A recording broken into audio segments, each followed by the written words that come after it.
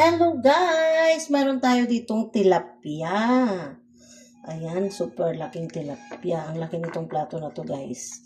Super laki. So, plano ko sanang iihaw to kaya mayroong hiwa sa likod. At may kaliskis to kanina, nilinis ko lang. And diniwa ko dito dahil nagbago ang isip ko. Lagyan natin ng pampalasa. Babad lang ito natin guys. Babad muna. Tapos, nagbago ang isip ko, gusto ko siyang iprito. Ganon. Kaya, ganito na siya ngayon. Ipiprito na siya natin.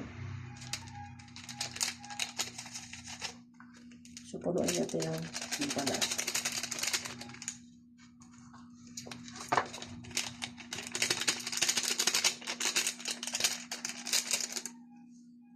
Yan. Tapos, lagyan natin ng paminta guys, paminta. Paminta powder.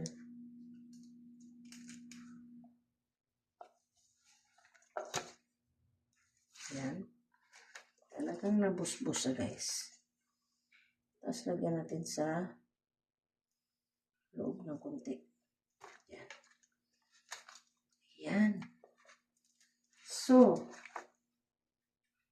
tayo magluluto ng pritong tilapia guys.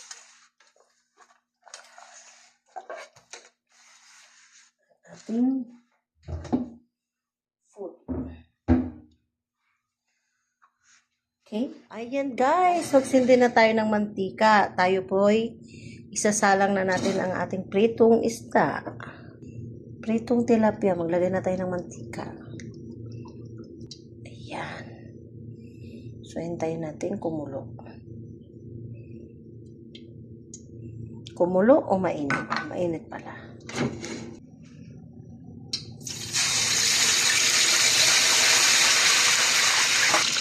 Ayan na guys, golden brown na ang kabila.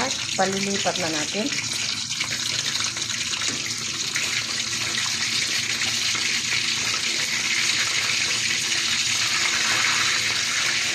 Ayan guys, nabaliktad na. Wala tayong kamera at tagahawak ng kamera. Nag-iisa tayo. Kaya, ayan, nakinupost natin para mabaliktad ang ating isda.